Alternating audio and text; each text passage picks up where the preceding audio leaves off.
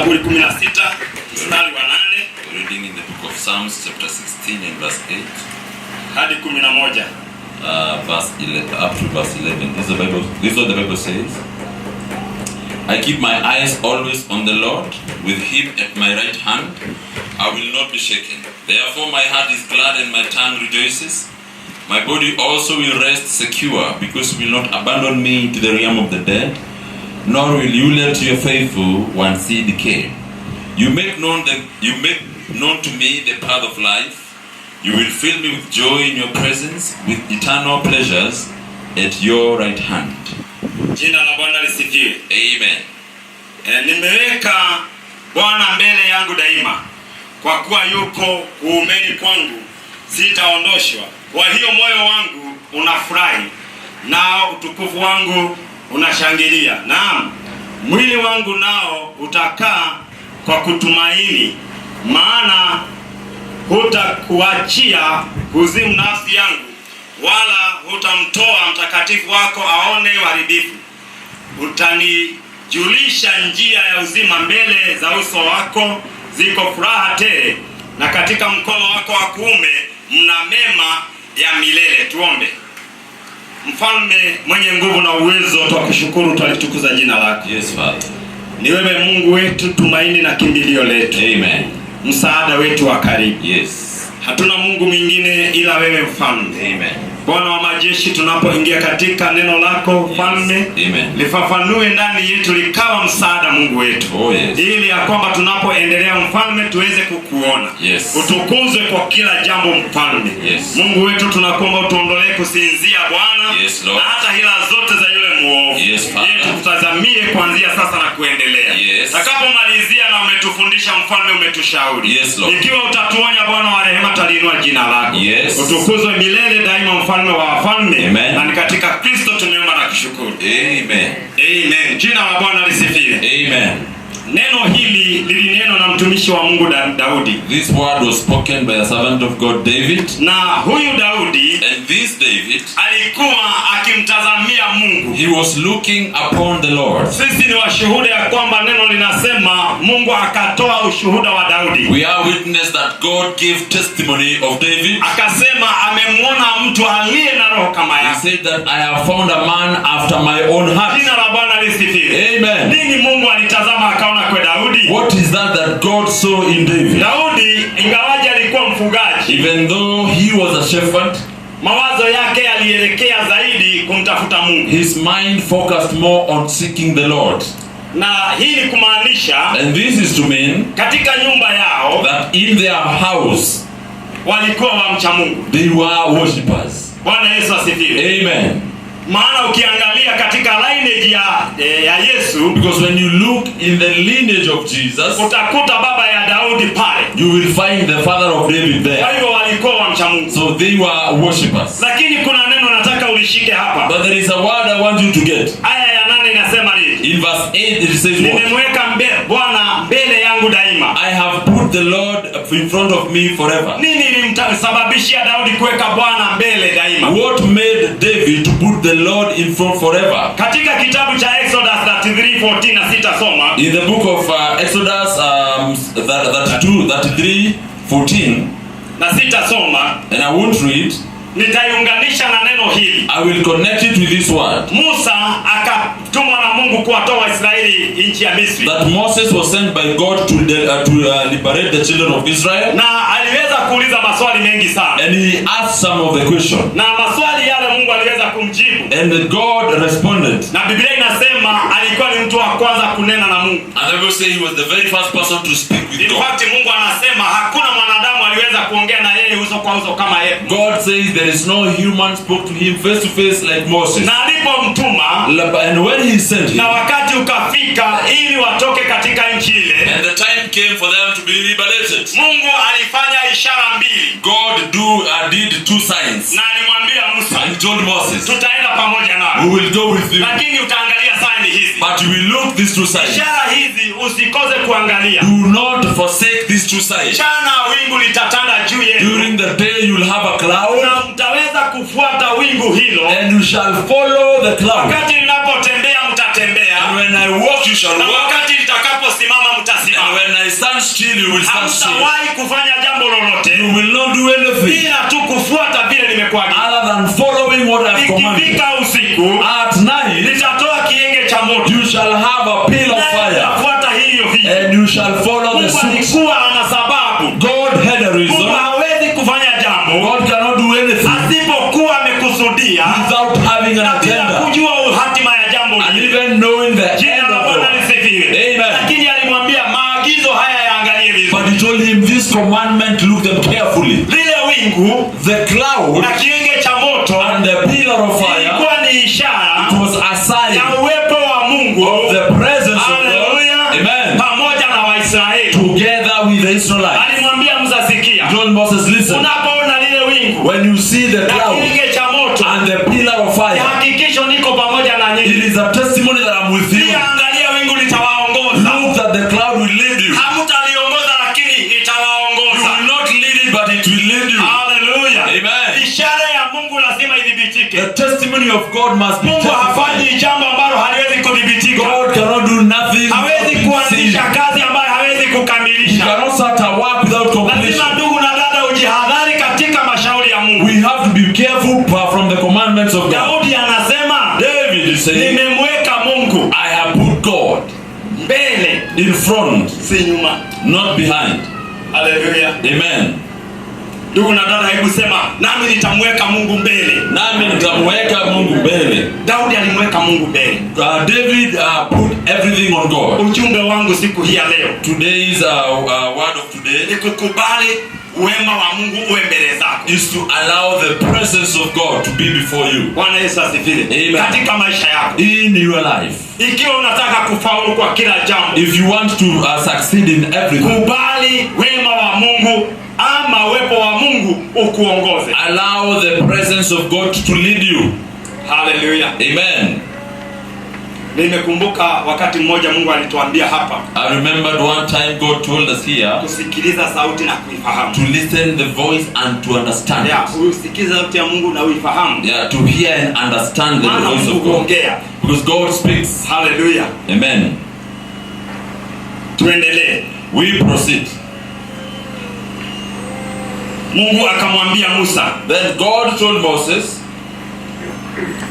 utukufu wangu utawatangulia that my presence will lead you nanyi mtafuata. and you shall follow. Na walifanya kazi nzito sana, And they did very hard work kwa sababu wingu likitembea halichoki. because when the cloud moves it doesn't get tired. Lakini nyinyi lazima muandamane na wingu mkilitazama. But you have to follow it looking upon it. Lazima wangekuwa waangalifu, maana ikisimama waliambiwa wasimame. They had to be careful because when it stops they had to stop. Ikianza kutembea wanaanza tena kutembea. When it moves they had to move. Ninafikiria walikuwa na kazi nzito sana. I think they had a lot of work to do. Kwa sababu asubuhi ya kuamkia safari, Because the morning to the journey hakuna filimbi iliyopigwa, there was no firimbi. hakuna tarumbeta. There was no trumpet. Kwa hivyo hata usiku walipokuwa wanalala, Even at night when they were sleeping, walikesha kwa sababu hawajui kienge kitaanza safari saa they ngapi. were alert because they didn't know the pillar of Hii ni fire siku za would go. kusema ya kwamba watu wa Mungu And this is to say, lazima tukeshe we have to be na alert kuomba, and kwa pray sababu hatujui. because we don't know. Sisi ni kama Waisraeli, We are just like the Israelites. wamelala, They are asleep. kienge cha moto kimeanza kutembea, The pillar of fire is moving na unajua walikuwa wakiweka hema, and they were tenting or tent kumaanisha ya kwamba kitambo watoe zile hema to make sure if they had to remove the tent na kuweka mizigo waanze safari, and to pack everything. wingu litakuwa lishaenda The cloud would have ama gone kienge cha moto litakuwa kishaenda. or the pillar of fire Kwa would hivyo go. watakuwa na shida sana kukimbishana nayo. So they would have a problem Haikuwa ni running kazi after. rahisi, watu wa It Mungu. was an easy job. Tusije tukachukua wokovu kuwa kitu rahisi. Let us not take salvation as Lazima tuwe nothing. waangalifu We kabisa. have to be so careful. Jina la Bwana lisifiwe. Hallelujah. Angalia shida waliokuwa nayo. Look the problem they had. Mmekaa vile tumekaa. We are all sitting like we are. Unashuka wingu limeenda. You under the cloud has gone. Unaanza kukusanya virago vyako You start taking your things na hema yako. and your tent Kuwekelea kwa punda tena mwanze kufuata going wingu. to the earth following the cloud. Kuwa na kibarua They kigumu have a sana. lot of work to do. Hallelujah. Amen. Na ni kanisa letu la kwanza. And it is our first church.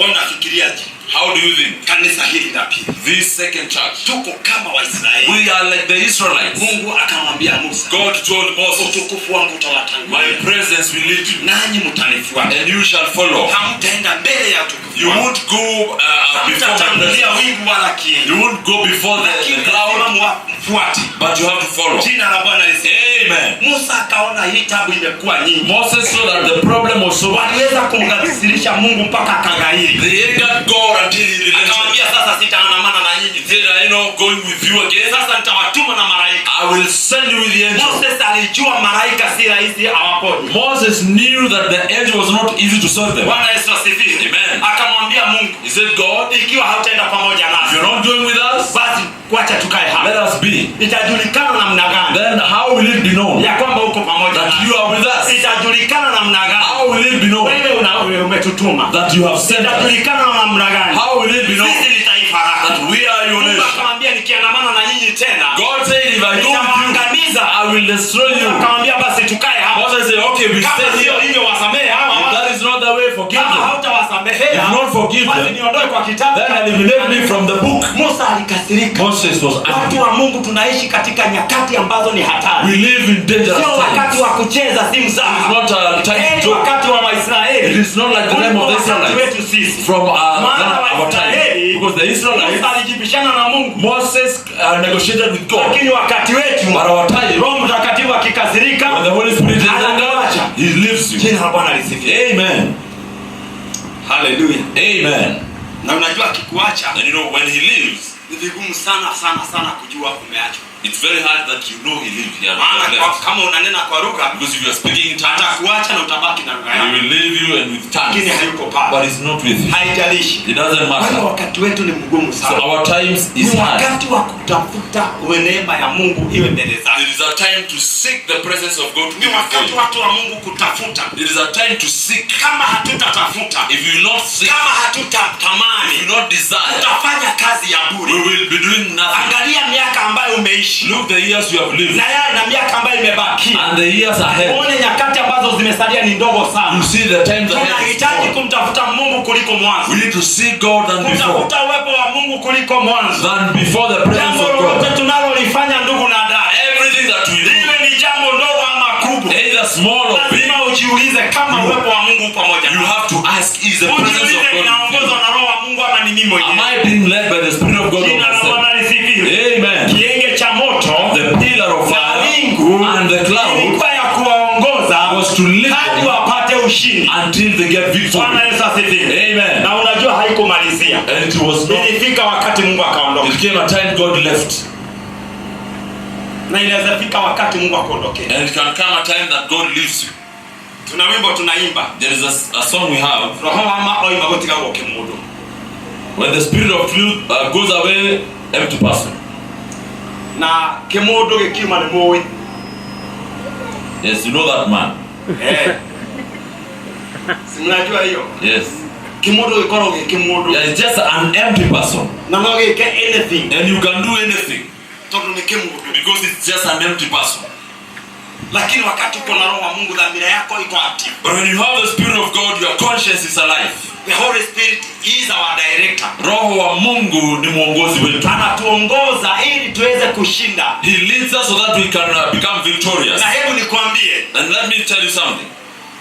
kienge cha moto The pillar of fire kilichowaongoza Waisraeli that led the Israelites na wingu, and the cloud, Bwana asifiwe, amen, haina tofauti na leo. it doesn't have no difference with today. Katika nyumba ya juu, In the upper room, Yesu akaambia wanafunzi na watu 120 msitoke kule Jesus told the disciples and 120 people to not leave mpaka mpate msaidizi. until you get the helper. Biblia inasema kukatokea upepo uliovuma, The Bible says there was a strong wind mara tu ikatokea ndimi za moto, and immediately tongues of fire ikawa juu ya kila mmoja, wakaanza kunena na lugha. on top of each, and they started speaking. Waisraeli, kienge cha moto usiku kinaasha ili kiwaongoze. The pillar of fire is leading the Israelites. Alikuwa ni Roho Mtakatifu. That was the Holy Ghost. Hatuna tofauti. We have no difference. Kile ambacho tofauti iko, The difference is ako ndani yako. He lives in you.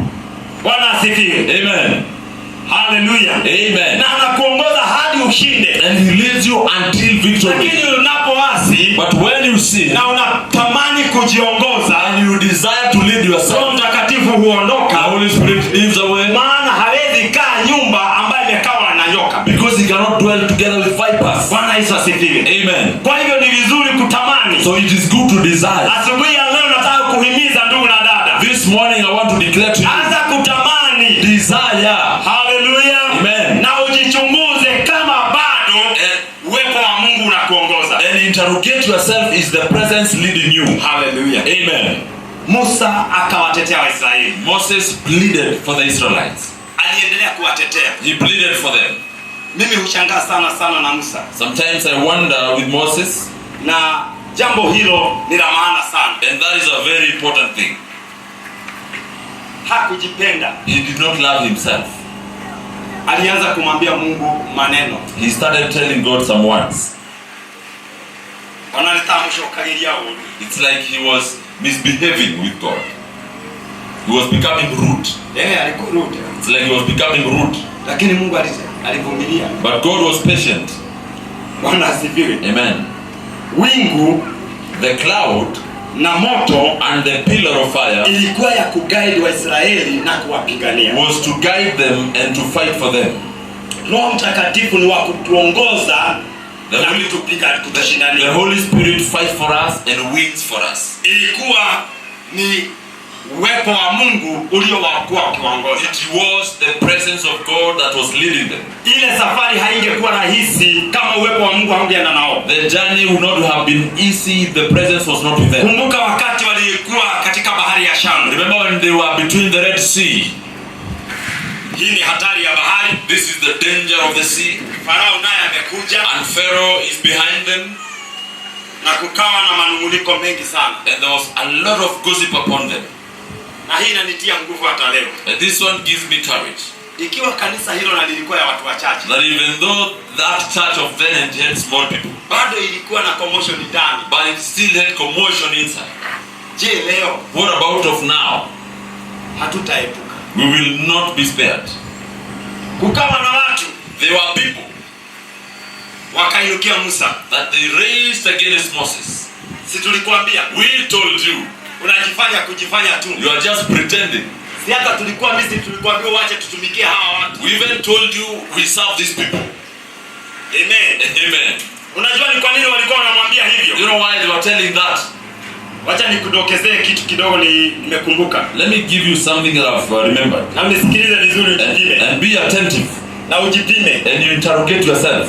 Ujipime wewe na Waisraeli. Measure yourself and the Israelites. Muone kama ungekuwa kama wao. Compare and see if you are like them. Musa alipotoroka Misri miaka 40 Now Moses flees Egypt 40 years. na akaenda mpaka Midian And he goes to Midian. na akakaa miaka 40. And he lives another 40 years. Amesahaulika kule alitoka. They have forgotten him. Amezeeka. He is old. Mungu amemtuma rudi huko. God have told go back. Aliporudi Misri, When he went back to Egypt, Mungu akasababisha ndugu yake amlaki. the Lord made his brother to welcome him. Na alipofika kule, And when he arrived, akaita wazee wote walioongoza Waisraeli. he called all the men who are leading the Akamwambia, Israelites. mimi ni Musa mwenye aliishi hapa. He told, I am Moses who lives here. Na nilitoroka. And I ran away. Lakini nimetumwa sasa. But God have sent me. Mungu anataka niwatoe hapa. God want me to liberate you. Tumekandamizwa sana. You have been so much suppressed.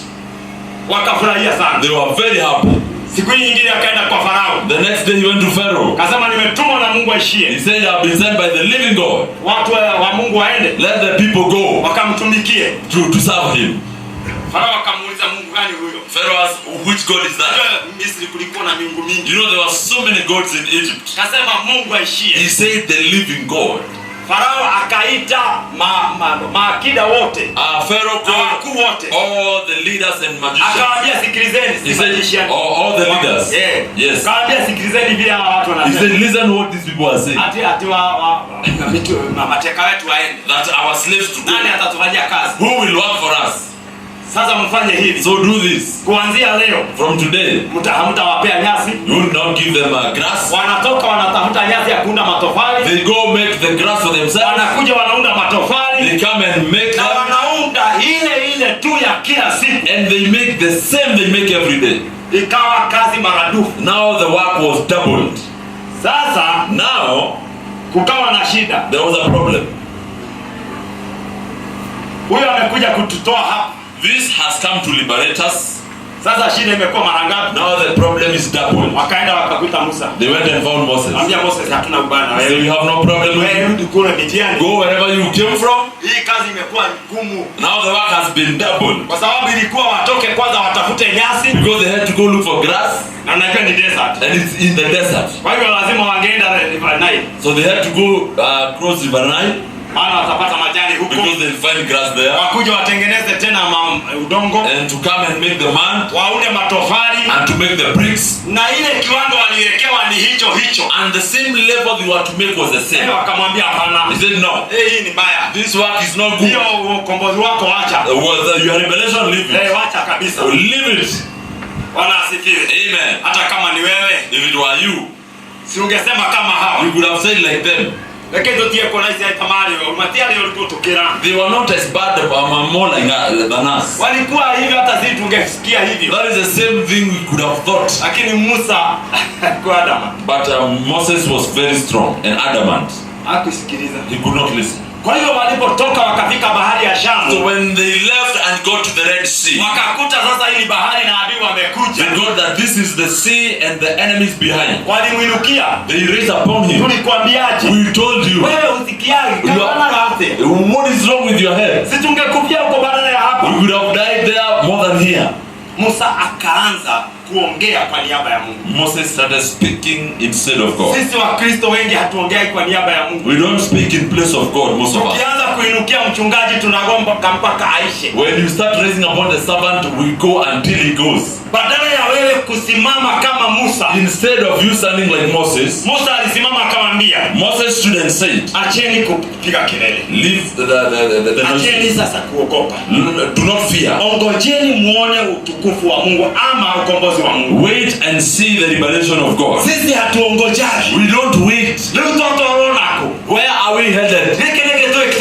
What is this we have? Unakuwa badala ya kusimama upande wa Mungu unarudi upande wa shetani. Instead of standing in the side of God, you join Satan. Mungu hawezi kuwa upande kama huu. God cannot be in that side. Kwa hivyo wakaanza kumnung'unikia Musa. They started complaining against Moses. Lakini Musa alipokuwa anatazama juu, when Moses was looking up, aliona wingu bado liko. He could see the cloud is there. Halijabadilisha mwelekeo.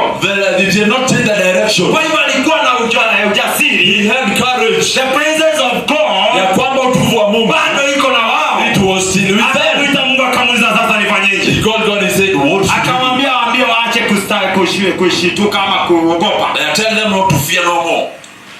Chukua fimbo. Take the rod. Maana kuna uwezo kwenye ile fimbo. Because there is power in Musa akasimama akawaambia. Moses stood and said, sikieni sasa nyinyi Waisraeli. Listen you Israel. Acheni kuogopa maana Mungu ako pamoja nasi. Do not fear because God is with us. Tunapata njia. Right now we are having a way. Na hawa wote hamtawaona tena. Do not see this enemy. Anaanza kuongea kwa ujasiri. Started speaking with power. Authority. He had authority. Kwa sababu uwepo wa Mungu ulikuwa pamoja naye. Because the presence of God.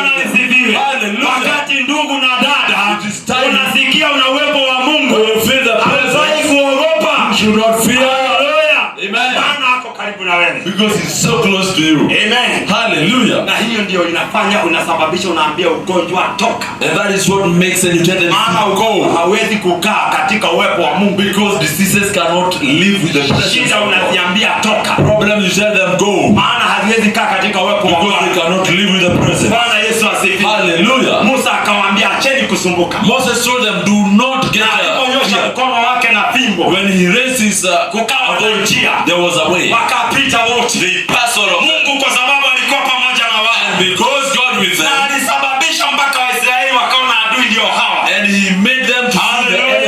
Amen. Biblia inasema Bible says wingu likarudi nyuma. The cloud went back. Kwa sababu ilikuwa their protection. Because ilikuwa ndio inawalinda. Ikasimama nyuma. It stood before them. Kwa bahari wakibatizwa. They are in the baptism of the Lord. Nyuma. And the fire went back. Hallelujah. Amen. Kukawa na vumbi nyingi na upepo. There was a lot of wind. Na moto ukazuilia adui zao. And fire barricaded the enemy. Mungu akasababisha magari ya farasi ikatoka miguu. God made the chariots wheels go down walipopita. until they started.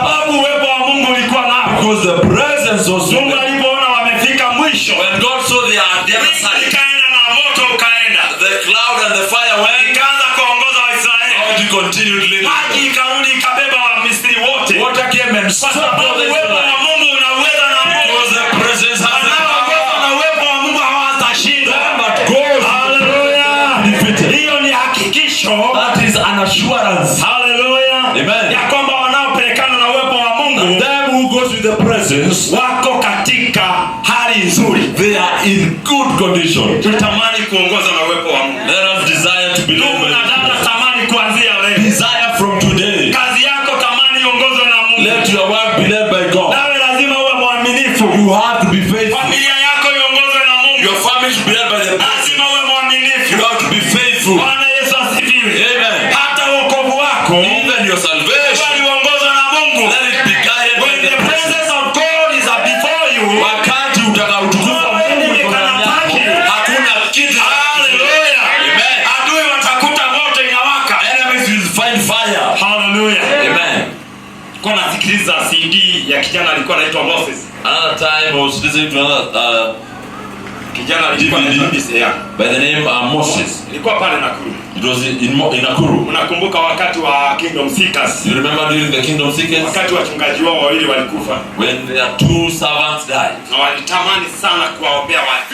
and they desired to pray Huyo for them. kijana aliweza kuwa kule That boy who was there na alikuwa ameingia katika uabudu wa shetani. and he had joined Illuminati, Na alikuwa akisema and he was saying kwa yule muombaji that to the prayerful hawamkaribii, they don't come near. ana moto unamzunguka. They have a ring of fire around them. Hamuoni lakini macho yao inaona. They don't see them but they can see them. Lakini kwa wale wa Kristo hohehahe But to the lukewarms, huona mpaka kwa roho. they can see even to the heart. Niliona hiyo CD. I watched that. Nataka kuiunganisha na DVD. kweli. I want to connect with the truth. Ikiwa tutaongozwa na wema wa Mungu, That if we shall be led by the presence ya Mungu ikituongoza, when the presence guides us, utakuwa umezingirwa na ule moto. you shall be surrounded by the Usiku fire. na mchana hautaogopa. Day and night you know fear. Amen. Je, ndugu na dada, ungetamani? Would you desire? Ni vizuri kwa sababu kuna kazi utafanyia wokovu wako. It is good because there is work you can do.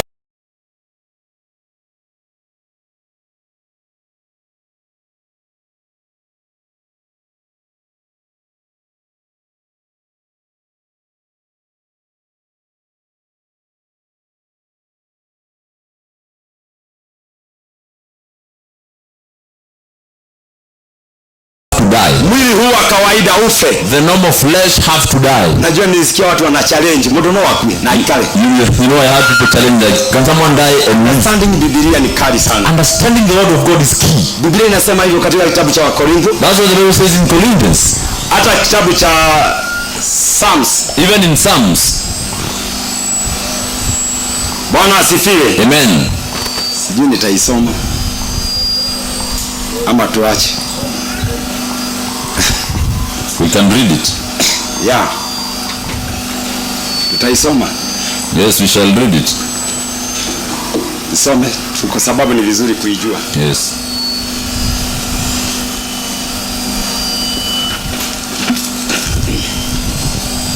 First Corinthians chapter 15 and verse 31. Yeah. Ngoja tuiseme isikie. Wakorintho ya kwanza.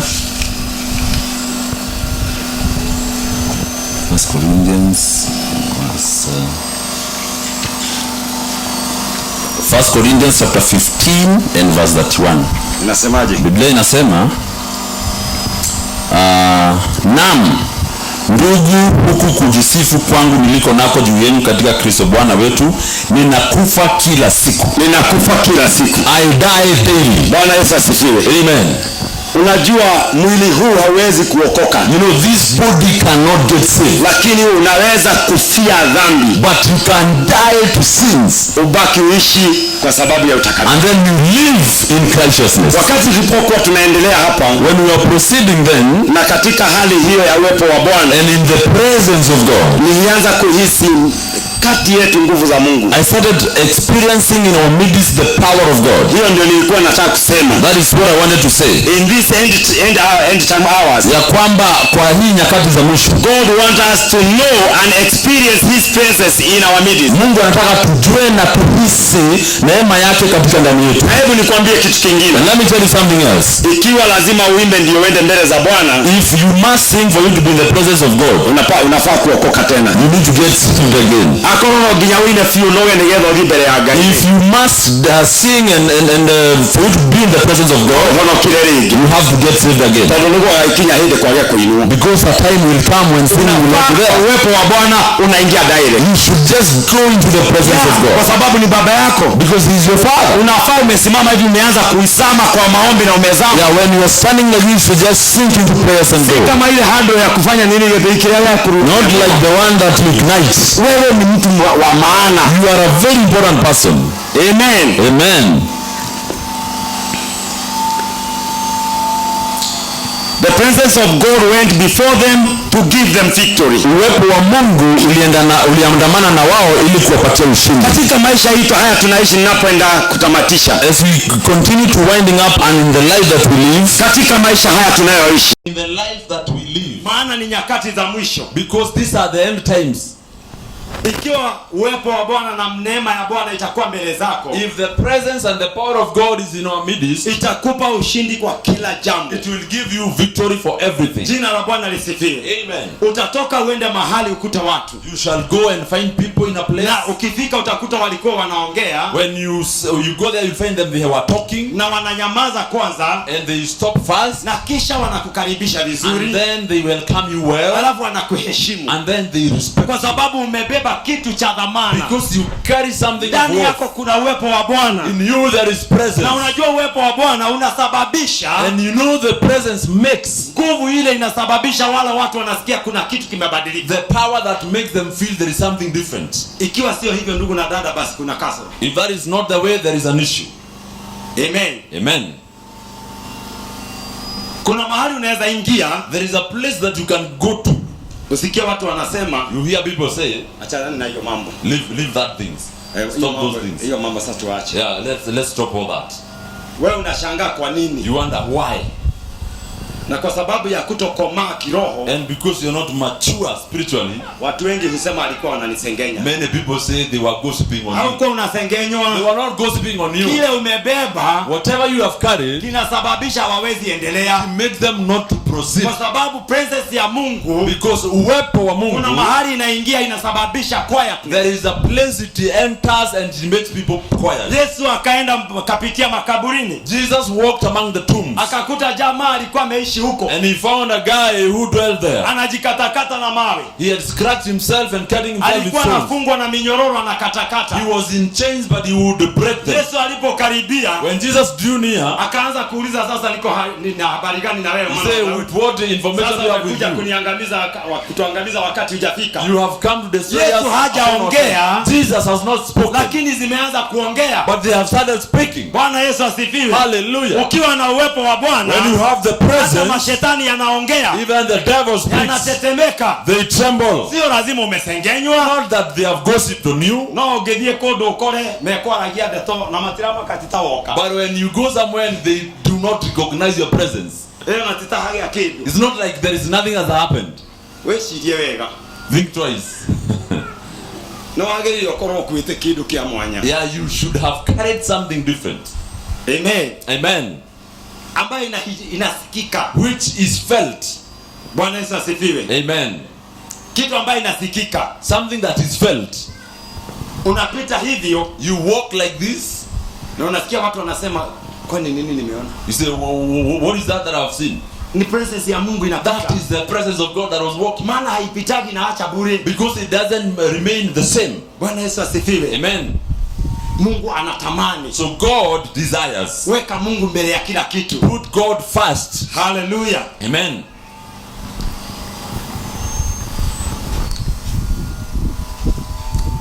Yeah, iwezi isha leo. This one cannot end today.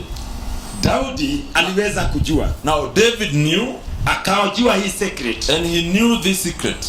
ikiwa neema ya Mungu na uwepo wa Mungu utakaa pamoja naye kila wakati, if the presence and the grace of God will be with him every day, hata kuwa mtu wa kawaida. he will not be a normal person. Jina la Bwana lisifiwe. Amen. Nimeandika hivi. This is how I've written.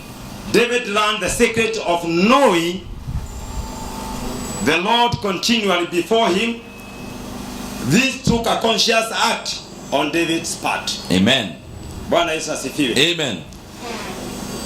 Hakuichukulia kwa mzaha. David did not just take it for granted. Alijua si kawaida. He knew that it was not normal. Tuchukue Daudi kwa mfano tukimalizia, maana haitaisha. Let's take David an example as we finalize, because it will not Alipoenda finish. kuangalia ndugu zake, When he went to look and seek for his akakuta brothers, Goliathi, and he found Goliath, kitu ya kwanza hakuona ukuu. the first thing you could not see the hugeness. Ukiwa ndani ya uwepo wa Bwana, If you are in the presence of God, ama uwepo wa Bwana unapokuongoza, or when the present leads you, haleluya, amen, hauonagi giant, you cannot see a giant. hauonagi impossibility, You cannot see impossibility, kutowezekana. hauonagi kushindwa, You will not see defeat. hauonagi kulemewa. You will not see unableness. David aliangalia Daudi looked kina Eliabu ndugu yake wakubwa na jeshi nzima ya Israeli, his brother Eliab and the whole army of Israel. wako na ngao na mikuki. They had the spears and all those things. Ilikuwa ni makomando wa siku hiyo, They were commanders of those days. battalion ya Waisraeli. The battalion of the Israelites. Wamesimama imara, They were very stable. wacha akuje. Say, let him come. Jamaa inatokea huko, Jamaa comes out. hata hajapigana, He has not even fought. anainua mkuki, hey! He said, the spear say, hey. Wanaanza They start going back, falling back. na hako karibu, And he's very far. lakini uwepo wa Mungu ulikuwa unamuongoza Daudi. But the presence of God was guiding David as a boy. Kitu ambayo nafurahia Mungu, One thing I'm so happy with, presence ya Mungu haichagui the presence of God does not kama wewe ni mdogo ama ni mkubwa, if you are either small or big, ama uliokoka leo ama or jana, you got saved today or yesterday. inakuwa na uweza na nguvu yake. It has its own capacity. Akakuja akauliza, He came and asked, huyu ni nani? who is this man? Anasema wanamwita Goliathi. They call him Goliath. Goliathi? Goliath? Kwani Goliathi ni nini? Who is this Goliath? Mwenye anaweza gonga hii. He's the one who can hit Uwepo wa this. Bwana uliokuwa ndani ya Daudi. The presence of God that was in David. Hakuona kimo. He could not see the Aliona hugeness. uweza wa Mungu. He saw the power of God. Hiyo ndio uzuri wa kuongozwa na neema ya Bwana. That is now the advantage of Bwana being Yesu led by the asifiwe. presence. Hallelujah. Hawezi kuona impossibility. You cannot see kutowezekana. Hawezi kuona You kushindwa. cannot see defeat. Jina la Bwana lisifiwe. Amen. Tunapojitolea When you give, kwa sababu ni kwa Mungu, because it's to God, kama unafanya vile tulifundishwa na or Bishop, you do whatever you're told by Bishop, unafanya kwa ajili yako, unatolea you Mungu, give it because of God. huoni kufilisika, You don't see getting hauoni poor. kazi kuisha You kesho, don't see your work is going unaona down. hata milele. You see forever. Haleluya! Amen. Mungu anataka tukomboke, tutoke sasa. God wants us to Hii ni move wema wa Mungu so tuongoze. that His presence will guide. Amen. Amen. Unajua wakati mwingine You know, sometimes tunapojitolea, when we give, tutaita tu Baba Samuel. we'll just call the minister Baba Samuel. Unasikia roho yako inakwambia You hear your heart telling you. tigao hivyo leo tuko twalidi. You'll hear the way atatupeleka. Leo tutigo kinyithio. Leo tunapelekwa. Pesa. Money, pesa. Tiga na It is not enough. uwepo wa Bwana hauko pamoja The nawe. presence is not with you. You are alone. Wewe iko peke yako. Umemwacha kisima kilicho chemichemi ya uzima. You have left the living systems Unaanza of living water. kujichimbia kisima chako. You have started making your own Ya kuona wells ufukara, with poverty kushindwa. to see Daudi impossible. hakuona hivyo. David could not see that. Akauliza mwenye anaweza kugonga jabaa hii. He asked whoever kills this guy. Kaambiwa wewe waacha hivyo. He said, you leave that. Wewe unafikiria wote si binti ya mfalme. The princess himself herself. Hii alafu unagawiwa Kenya nusu. And then half of Kenya is yours. Not paying taxes. Amen. Familia yenu yote inaondolewa kulipa. Yeah, your family will not pay taxes. Hawatalipa ushuru. They will not pay taxes. Naenda na gari tu unasimamisha compensation inajaza unaenda. You go in your Naenda vehicle. supermarket unabeba na gari. You go and take everything in the supermarket. Unafikiria hiyo ni kitu kidogo. Do you think that was a Lakini joke? kwa mawazo ya Daudi haikuwa hiyo. But in his mind, that was not the story. Ilikuwa nini? What was it? kuaibisha jeshi la Mungu. Yeah, to make them suffer. Ndugu na dada, usikubali mtu kuaibisha kazi ya Mungu. Do not allow anyone to ridicule the work of God. Uwepo wa Bwana utakuwa pamoja If the presence of God will be with you. Akaenda akagonga na jiwe. He went and struck with a stone. Hakuenda na mkuki. He didn't have no spear. Alienda na string. He went with a string and a stone. Unajua ni kwa nini? You know why? Maana alimweka Mungu mbele daima. Because he let God to in his presence forever. Psalm 16:8 inasema alimweka Mungu mbele daima. The Bible says he had put God in front forever. Akaacha mikuki. He left the spears. Unajua nilifikiria hivi. You know, this is what I wondered. Ile manguo hata Saul naye alikuwa sijui anafanya. Even Saul was a joker. Si Saul alikuwa mtu mkubwa. He was a very big man. Moses tarugama. Moses, toka. just come over. Ona ka Saul wa ina sarakasi. Yeah, Saul was a joker also, somehow. Kuja Moses. Moses, come over. Moses, it's you. Wewe tuko naye kweli? Yes. Kuja tu hapa. Just come here. Inyo ndo agai ona inywere. You people of God, look here. Oyo agedo oyo amuhe kama futori. Agihana hate. How can he look? Murona agihana hate. Kweli tu. Yeah. How can he look? Agekoro hena ijidada tumarugamete. Vitiri. Agekera mo futo sio gihana hate. If he was the trouser, man, it's a disaster. Igoti. What about of the jacket? Vetita modo ekireto na igoti hado hawe kila igoti. Leo angalieni muone sana Saul. Now this Saul, anaitisha mavazi yake ya chuma. He's calling for his iron armor. Na Saul Biblia inasema alikuwa mtu mwenye kimo. And the Bible says that Saul was huge. Tunasoma hivyo. That's how we read. Sasa manguo ya huyu ya chuma, huyu akivaa, the iron clothes of this one, si amesimama imemfunika. It is already overwhelming him. Kutoka chini imemfunika. From down to top. Agirera todo wake. No yakele sioyo. Can he? No. Legera di moyo. Hata Saul alikuwa anacheza. He was a joker in a way. Anavalisha Daudi mavazi ya chuma asijidungwe na mkuki. And he's telling David to wear the iron clothes, not to be speared. Nataka uone kuwa ukiongozwa na uwepo wa Mungu. I want you to see when you are led by the presence.